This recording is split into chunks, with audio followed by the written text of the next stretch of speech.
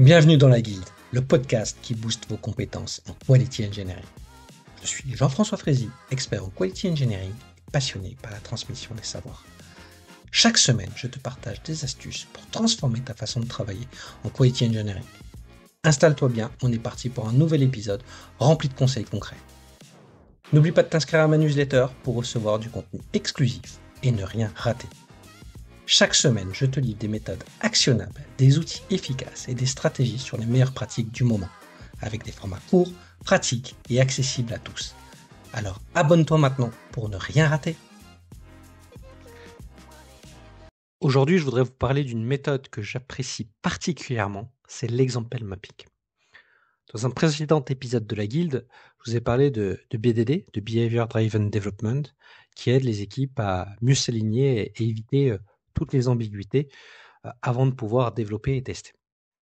L'example mapping est un outil qui fait partie du BDD et qui aide à mieux se préparer et à mieux gérer vraiment l'acte de Trois Amigos et de BDD.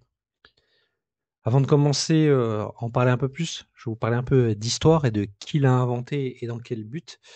Ça a été développé par Matt Wine. Il était à l'époque chez Cucumber en 2015 et il se rendait compte que les réunions de Trois Amigos et de BDD n'étaient pas toujours efficaces, provoquaient certaines réunions qui pouvaient être interminables, qu'on découvrait certains cas aux limites un peu trop tard et que la qualité ne s'améliorait pas. Donc en se basant de ce qu'il a vu sur le BDD, mais aussi de la TDD ou du Specification by Example, il a décidé d'innover avec une structuration qui va être plutôt visuelle, simple et efficace et ludique, qui s'appelle l'example mapping. Et donc, ça va aider à structurer les conversations autour d'exemples concrets. Donc cette phase-là, c'est vraiment il y a 3 phases. Globalement, sur le BDD, il y a une phase de découverte pour identifier et comprendre les besoins avec des discussions et pour mieux comprendre les comportements attendus. Il y a une phase de formulation où on va un peu plus rentrer dans les détails d'exemples et de solutions qui peuvent être construits par les équipes et on peut éventuellement ou pas utiliser le Gherkin. Et la troisième phase, c'est l'automatisation. L'example mapping, lui, arrive vraiment dans cette phase découverte. C'est vraiment important de le noter. Et vraiment, c'est quelque chose qu'il faut mettre en place pour vraiment s'aligner et lever toutes les ambiguïtés. Donc, comme pour le PDD, il faut le faire avec les différentes parties prenantes qui vont être les product owners, le développeur et le testeur. Et c'est vraiment important que ça soit collaboratif avec les bonnes personnes. Si vous avez besoin de d'autres acteurs, il ne faut pas hésiter. Comment ça marche globalement l'example mapping? C'est on part toujours d'une story qu'on va mettre sur une carte qui va être jaune en général. On va décrire le besoin de l'utilisateur. En bleu, on va définir les différentes règles métiers qui sont liées à cette user story. Et en vert, on va essayer d'écrire les différents exemples concrets, que ce soit des cas passants ou des cas d'erreur ou aux limites. Et en rouge, les participants posent leurs questions pour pouvoir les relever. L'avantage de ce modèle-là, c'est qu'il est très ludique et il permet vraiment une vraie interaction et c'est assez sympathique. En plus, il peut avoir deux approches, une approche plus BDD ou une approche un peu plus TDD. ATDD, pardon.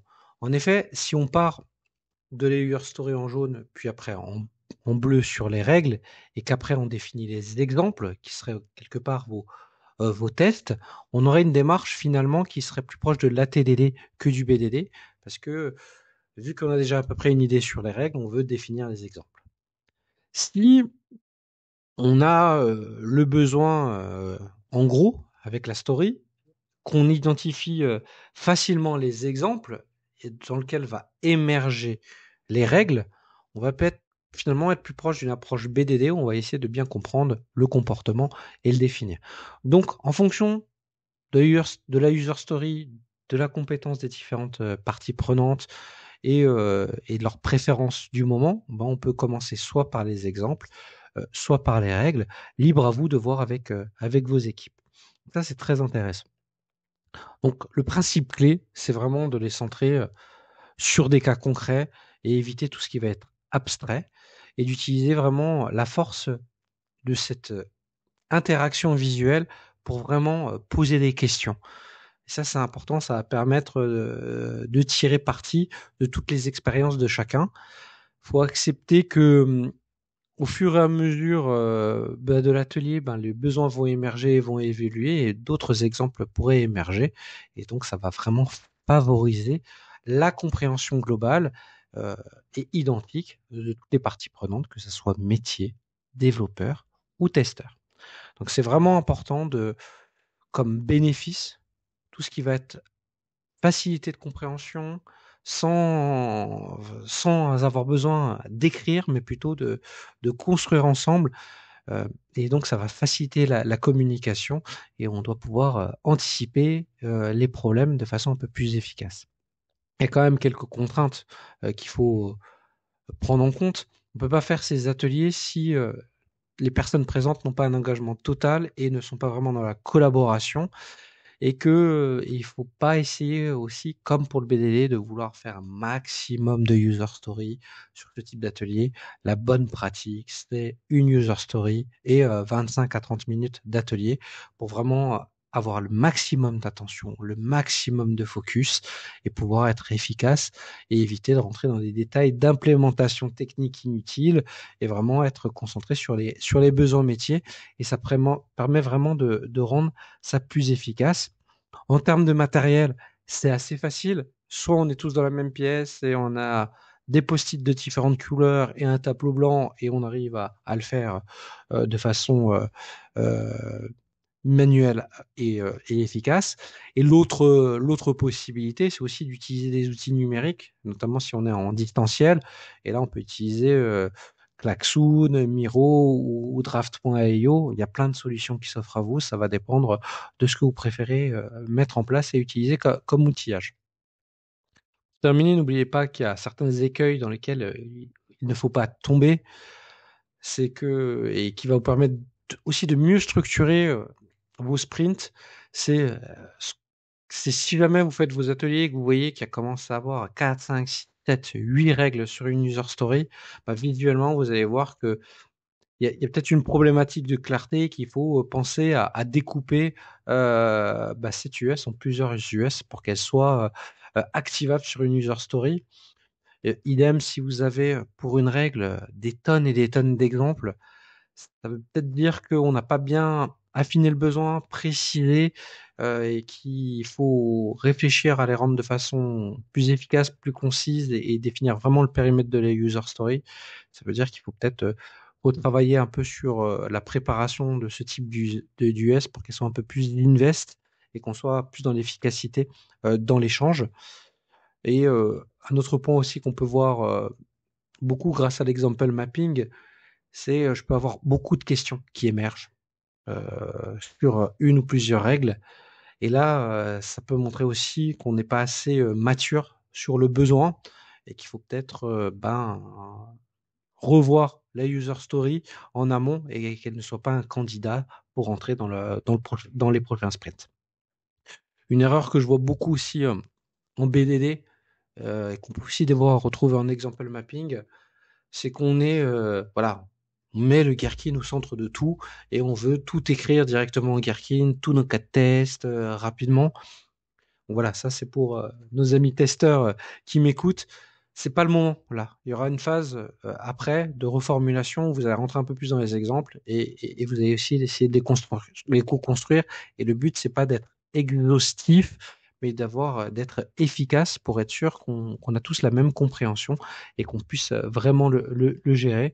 Donc l'objectif de ce type d'atelier, c'est d'être quand même assez précis sans être trop abstrait, mais non plus, mais pas vouloir faire un plan de test de façon exhaustive à ce moment-là. Donc voilà. Donc n'oubliez pas, votre session elle soit efficace, il faut être vraiment très concentré et avoir un nombre de règles qui soit limité et limiter la durée de session en vraiment 25 à 30 minutes. Utilisez vraiment des cas concrets qui permettent de vraiment d'interagir et de comprendre euh, le niveau de détail nécessaire pour pouvoir développer la user story et la valider par la suite. Et surtout, préparez-vous bien en amont pour assurer qu'elle soit bien mature et de mettre vraiment au centre de cet atelier la collaboration qui est vraiment la compétence la plus importante à mettre en place pour pouvoir bénéficier au mieux de l'example mapping et en tirer une totale efficacité. Donc j'espère que cet petit épisode sur l'example mapping vous a plu et que ça vous donnait l'envie d'essayer. N'hésitez pas à me faire vos retours et je vous dis à très bientôt dans la guilde. Merci d'avoir écouté cet épisode. C'est grâce à toi que la guilde continue de grandir. Si tu as aimé, n'hésite pas à partager autour de toi et à laisser un avis 5 étoiles sur ta plateforme préférée. Je te donne rendez-vous au prochain épisode avec encore plus de conseils pour booster tes compétences.